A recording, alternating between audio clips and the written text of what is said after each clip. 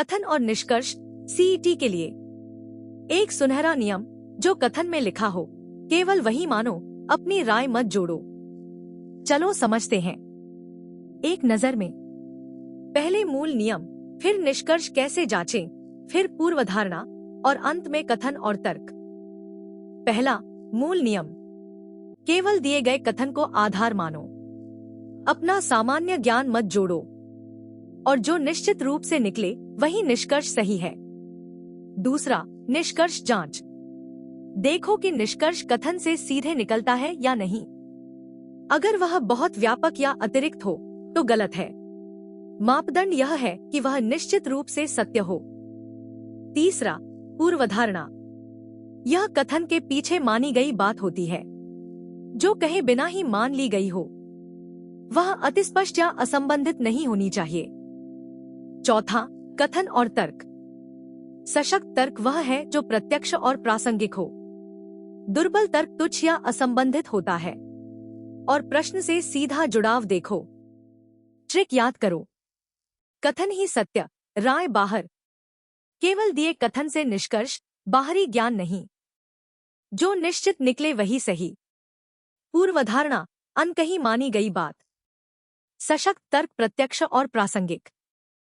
परीक्षा की दृष्टि से केवल दिए कथन को सत्य मानकर बिना बाहरी ज्ञान जोड़े जो निश्चित रूप से निकले वही निष्कर्ष सही। बहुत व्यापक या अतिरिक्त निष्कर्ष गलत। पूर्वधारणा, कथन के पीछे मानी गई अनकही बात।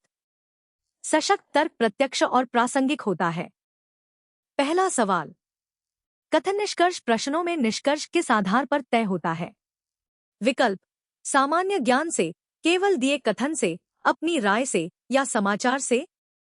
सही जवाब है केवल दिए कथन से। कथन को सत्य मानकर बाहरी ज्ञान नहीं जोड़ते। दूसरा सवाल, कथन नियमित व्यायाम स्वास्थ्य के लिए अच्छा है। इसकी पूर्वधारणा क्या है?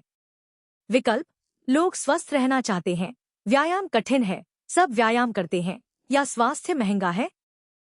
सही जवाब है लोग स्वस्थ रहना चाहते हैं। यह सलाह तभी सार्थक है जब लोग स्वस्थ रहना चाहें।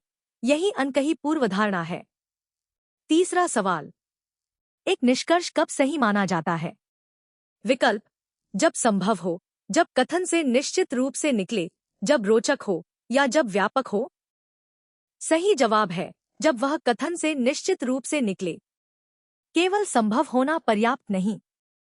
कथन ही आधार, राय नहीं। वीडियो पसंद आई? लाइक, शेयर और सब्सक्राइब जरूर करो। समझो, सीखो, याद करो।